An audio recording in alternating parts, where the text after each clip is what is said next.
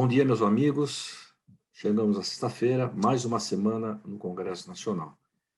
Hoje com temas bastante importantes para a gente estar trazendo aos senhores aqui.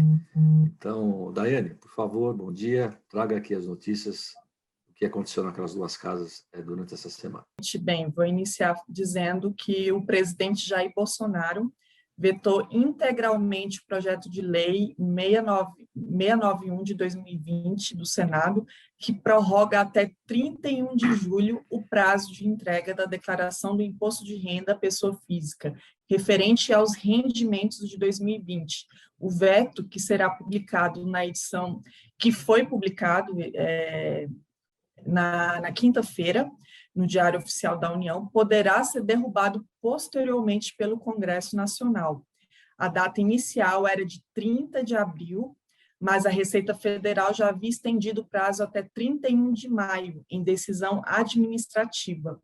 Com o veto, fica mantida a entrega da declaração anual até o final deste mês. Caso contrário, haverá multa.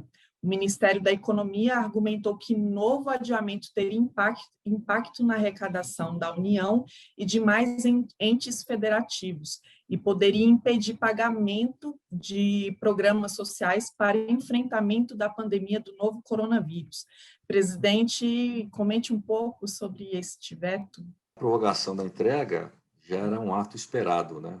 Na verdade, isso foi um ineditismo. Nunca se propôs um projeto de lei com esses termos, com a mudança de prazo da entrega do imposto de renda. Quer dizer, isso, de fato, foi uma inovação do Congresso Nacional, né? Especialmente na Câmara dos Deputados, depois foi para o Senado, enfim, teve todo o trâmite e teve o veto agora do presidente, até porque a própria Receita Federal soltou uma instrução normativa, que é o comum de se acontecer, é um ato administrativo, prorrogando de 30 de abril para 31 de maio. Né? Então, isso é o que ficou, evidentemente, valendo, né? É o ato oficial, agora ainda mais completo do presidente. Não acredito que a Câmara vá retomar esse tema, até porque não faz sentido. Né? Então, é bom os senhores aí ficarem atentos a esse prazo de 31 de maio, o prazo o último dia da entrega do imposto de renda à pessoa física, né? Tendo um número bastante elevado já de declarações entregues já. Então, é importante a gente estar ressaltando isso. Bem, presidente, no âmbito da Câmara dos Deputados, o presidente Arthur Lira, do PP Alagoas, decidiu sustar a comissão especial da Casa que analisava o mérito da reforma tributária, PEC 45 de 2019. A decisão baseou-se em parecer técnico e foi publicada na terça-feira. Segundo Lira, o prazo de conclusão dos trabalhos do colegiado expirou há 1 ano e meio e, portanto, foi necessário seu encerramento para preservar a tramitação da reforma e evitar contestações judiciais no futuro.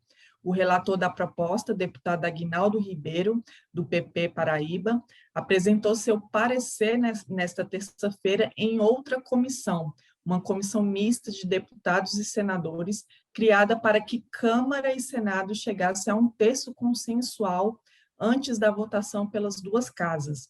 Mas, segundo Lira, o parecer de Ribeiro não será votado na Câmara.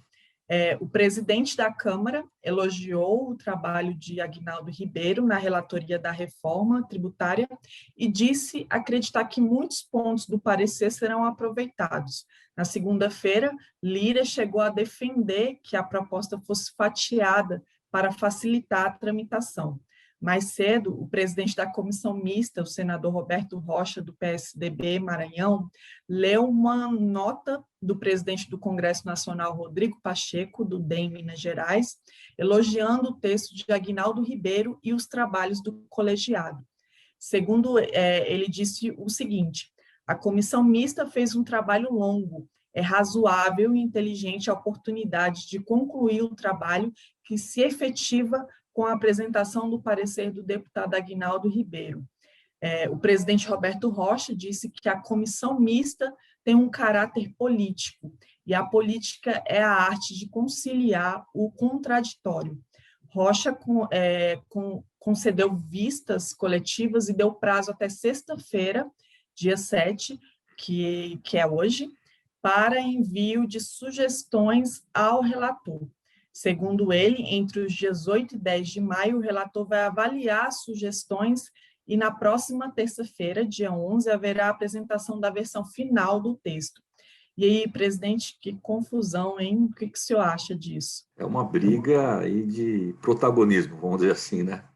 Mas, de qualquer maneira, a gente tem comentado aqui, já há um bom tempo, com bastante critério, que a reforma tributária, primeiro que ela é uma das reformas estruturantes importantes para o país, né? Ela, de fato, tem que ser passada, tem que ocorrer uma reforma tributária, porque o que temos hoje realmente não dá para manter do jeito que está, né? Até as condutas de alterações de tributos, né? E a gente não pode esquecer que essa reforma trata apenas de tributos indiretos. Então, a gente não está falando de uma ampla reforma que vai, inclusive, abranger tributos de renda, por exemplo, né? Sobre o patrimônio, né? Sobre as pessoas, sobre as empresas. Não está inclusa nessa proposta. Uma proposta voltada à tributação sobre o consumo, né? Direto, que tem hoje a maior arrecadação no país, são essas tributações.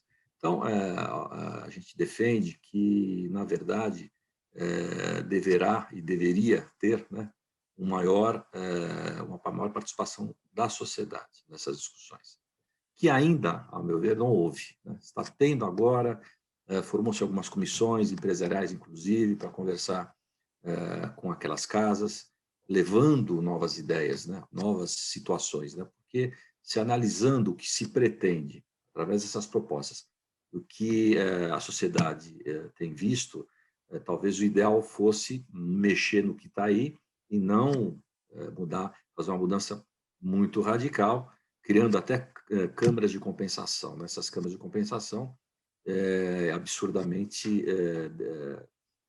que iria onerar absurdamente os cofres do governo federal, né? Nessas compensações. E com prazos muito elásticos, né? Chegando até 50 anos. Então, não faz sentido você imaginar uma proposta dessa dimensão, trazendo esse tipo de situação para o país, né? Então, de certa forma, o fato de haver essa discussão política naquelas casas, né? Por conta do protagonismo, ao meu ver, vai beneficiar a sociedade, que volta com carga um pouco mais forte na discussão dessa temática tão importante para o país, né? De forma muito mais efetiva, abrindo novos rumos, novas visões a respeito desta reforma. Certo, presidente. Então, ainda dentro desse tema tributário, o coordenador-geral de tributação da Receita Federal, Fernando Mombelli, disse que a correção da tabela do imposto de renda pela defasagem acumulada desde 2015 resultaria em uma perda de arrecadação de 19 bilhões de reais para o governo. Neste caso, a faixa de isenção subiria dos atuais 1.913,98 para 2.384,35. Mombelli foi questionado pelos deputados na Comissão de Finanças e Tributação da Câmara dos Deputados em reunião nessa última quarta-feira. O coordenador explicou que o dificultador para a correção da tabela é justamente a compensação das perdas de arrecadação. Mombelli ofereceu, porém, algumas sugestões de compensação, como alíquotas mais altas para faixas mais altas, hoje a máxima é de 27,5%. Também sugeriu restrições para despesas médicas relacionadas a cirurgias estéticas, limite para a isenção de receitas de aposentadoria para quem tem doença grave, tributação de dividendos, maior tributação de ganhos de aplicações financeiras e ganhos de capital, hoje em alíquota máxima de 22,5%, e tributação de heranças e doações. O coordenador afirmou que o limite de isenção atual, apesar de ser inferior a 2 salários mínimos, é maior que o de outros países, se for considerada a renda média do brasileiro, que era de apenas R$ 2.308 em 2019. Cerca de 8,8 milhões de pessoas estão na primeira faixa de tributação, que é de 7,5%. o deputado Elias Vaz, do PSB Goiás, disse que é um constrangimento saber que algumas pessoas que ganham menos de dois salários mínimos, ou R$ 2.200, tenham que pagar imposto de renda. Ele disse o seguinte: o problema é que não dá mais para a gente manter essa injustiça fiscal no Brasil, não dá mais para a gente ser conivente com uma situação tão vexatória. Elias Vaz defendeu maior tributação do sistema financeiro, afirmando que o Banco Itaú conseguiu lucro de 6,4 bilhões de reais no primeiro trimestre deste ano, apesar da pandemia. O deputado Eduardo Cury, do PSDB São Paulo, lembrou que é relator de projetos sobre a correção da tabela, o PL 6094 de 2013, que tramita junto com outras 11 propostas. Ele afirmou que já apresentou o relatório propondo uma correção de 31,92% na tabela com reajuste anual pelo IPCA. O deputado Jerônimo Goidin, PP, Rio Grande do Sul, que requereu a audiência, disse que a defasagem total da correção da tabela desde 1996 é de 119%, o que jogaria a faixa de isenção para R$ 4.169. E, presidente, o que o senhor acha? Qual é a sua visão em relação a este assunto? Esse é um assunto bastante conhecido de todos nós, ainda mais nós que tratamos, mexemos com os tributos, né? É uma injustiça para o contribuinte, na verdade, né? Porque aí essa fala do coordenador da Receita Federal, que realmente a dificuldade agora é por conta da queda da arrecadação, na verdade a queda da arrecadação está acontecendo agora, né? Essa falta de reajuste tem mais de 20 anos, né? Tem 23 anos, para ser mais exato. Não adianta falar, não, a última da correção foi em 2015, né? Isso é uma mentira. Na verdade, em 2015 houve uma pequena correção no governo Dilma, a inflação foi 10%, ela corrigiu 5% a tabela. E desde 96 não havia correção até então. Então, se nós pegarmos desde o início, que o correto era corrigir, porque correção de tabela é uma atualização da tabela, você não está aumentando, vamos dizer, o desconto, você está simplesmente atualizando os valores por conta da inflação. O fato de não atualizar a tabela ao longo desses 20 anos significa que ao longo desses 20 e tantos anos houve sim um aumento de imposto de renda indireto, porque não se corrigiu a tabela. Tanto que o valor que se calcula hoje de isenção, o correto, se de fato houvesse a correção, seria de mais de R$ 5.000. É 5.000 e poucos reais agora em 2021. E não esse favor que eles querem falar de 2.000 e poucos reais. Isso não é o justo e nem é o correto, na verdade, né? Outra coisa que foi comentado aqui, o imposto de renda, né? Diminuir as despesas médicas, taxando através de um valor fixo, que esse é o projeto do governo, na verdade, também eu acho um absurdo. Um absurdo, porque se o governo oferecesse uma saúde adequada a toda a população brasileira, de fato, que todos nós utilizássemos toda a saúde pública e não tivesse que ter saúde privada, concordo plenamente, não teria problema nenhum. Como em grandes países, né, países de primeiro mundo, que fazem oferta de saúde pública de altíssimo nível e que toda a população do seu país, de fato, consegue viver com a saúde pública. Não é o caso do Brasil. E a saúde privada é muito cara, absurdamente cara.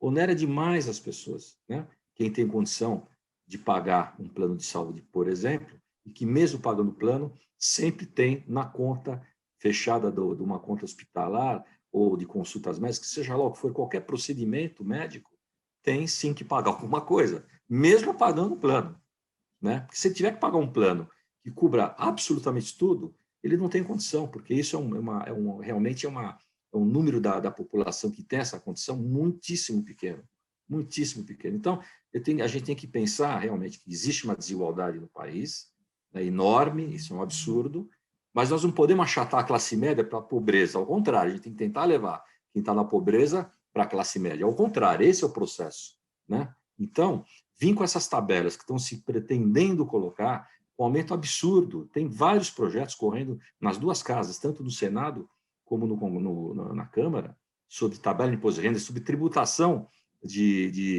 estão falando de grandes fortunas, não se sabe qual o valor de grandes fortunas, até porque todo o patrimônio que as pessoas têm, eles suaram a camisa para ter aquele patrimônio e pagam-se os impostos. Tanto a tributação do patrimônio em si, do imóvel, ou do bem que que a pessoa tem tributações anuais, né? E paga-se nas operações, tanto se alguém recebeu aquilo como herança, ou na transmissão causa-mortes, já existe a tributação, não é que não existe tributação, já existe a tributação, portanto, todas essas tributações que estão se colocando aqui, elas já ocorrem e já existem, né? Vamos melhorar um pouquinho a taxa? Acho até justo pensar em melhorar um pouquinho a taxa, não pensar numa alíquota, hoje, que é de 27,5% máxima, chegar a 45% de alíquota nominal. Não é alíquota efetiva. Tudo bem, mas a 27,5% também não é efetiva, ela é nominal. Tá certo? Então, evidentemente que a variação, mesmo jogando a efetiva do 27,5% hoje para as 45,5% que se pretende, mesmo sendo as efetivas, o delta de diferença é absurdamente alto, né? Hoje o Brasil já paga uma carga tributária total, segundo a Organização Mundial do Comércio, a OMC, de 32,4%. E a média mundial é de 34,2%. Então, estamos quase lá. Quer dizer, fazer esses ajustes e dar uma variada entre a tributação de impostos indiretos para a renda, até concordo, mas desde que se permaneça essa carga. Não do jeito que está vindo as propostas que estão correndo no Congresso. A gente precisa tomar muito cuidado com isso. Portanto, quando a gente fala de reforma tributária, que é o que está dando mais foco e mais luz, que é que hoje deve equivaler mais ou menos a 75% da tributação de todos os tributos nacionais, né? Um pouquinho mais, talvez, não sei exatamente a alíquota, que faz sentido mexer primeiro com isso, não é? Mas não é só disso que se trata a tributação do país, né? Tem outras implicações muito maiores e que a gente precisa tomar cuidado, porque o que se pretende, e as propostas lá estão, trará um aumento de carga tributária para as pessoas, tanto física como jurídica, absurdas, né? E isso a gente precisa ficar muito atento a esses critérios que estão sendo levados dessa forma, né? Inclusive com relação à tabela do imposto de renda da pessoa física, que não faz sentido falar agora em não fazer o reajuste por conta do momento em que passamos, né? Que nunca houve, é bom colocar novamente essa questão, nunca houve correção nessa tabela. Então, cada fase teve uma desculpa, já escutei, inclusive de pessoas ligadas ao governo, que não pode fazer a correção porque a gente vai indexar de novo a economia, a gente não pode indexar a economia. Ora, todos os contratos particulares, né, são de certa forma, reajustados, né, anualmente, e permite que se faça o reajuste anual. Então, a gente tem que ter o mesmo critério em ambos os lados. Okay? Dessa forma que eu enxergo essa questão da correção da tabela do imposto de renda. E o cuidado tem que ser, acho que a sociedade tem que ficar muito atenta, porque as propostas são de um aumento de carga tributária violenta. A gente precisa tomar muito cuidado e fazer uma análise muito mais criteriosa também, e não pensar somente na tributação indireta, precisamos pensar no todo. Bem, na mesma comissão, a Comissão de Finanças e Tributação da Câmara dos Deputados, foi aprovada a proposta que anistia as infrações e anula as multas de empresas por atraso na entrega à Receita Federal da Guia de Recolhimento do Fundo de Garantia do Tempo de Serviço e Informações à Previdência Social, a GFIP. Para o relator, o deputado Lucas Virgílio, Solidariedade Goiás, a compatibilidade e adequação financeira e orçamentária. No mérito, ele recomendou a aprovação. Ele disse o seguinte: trata-se meramente de multas decorrentes de descumprimento de obrigação tributária acessória e não daquelas decorrentes de sonegação. A anulação abrange todos os débitos tributários até a publicação da futura lei, independentemente de estarem ou não constituídos ou inscritos em dívida ativa. A medida não implica a devolução de quantias pagas e será aplicada apenas aos casos em que não há obrigatoriedade de recolhimentos ao FGTS. A exigência de entrega desse tipo de guia é prevista em duas normas, a Lei do FGTS e a Lei Orgânica da Seguridade Social. Nesta última, está prevista a multa pela não apresentação do documento. A proposta agora, aprovada pela comissão, é o substitutivo do Senado ao projeto de lei 4157 de 2019. O texto original é de autoria do deputado Laércio Oliveira, do PP, Sergipe, e na época começou a tramitar com o número 7512 de 2014. A versão aprovada inicialmente pela Câmara dos Deputados restringiu a anistia e a anulação das multas ao período de 2019 a 2013. Ao analisar a matéria em 2019, o Senado decidiu ampliar o alcance temporal da medida a fim de incluir as multas aplicadas até a data em que a futura lei for publicada.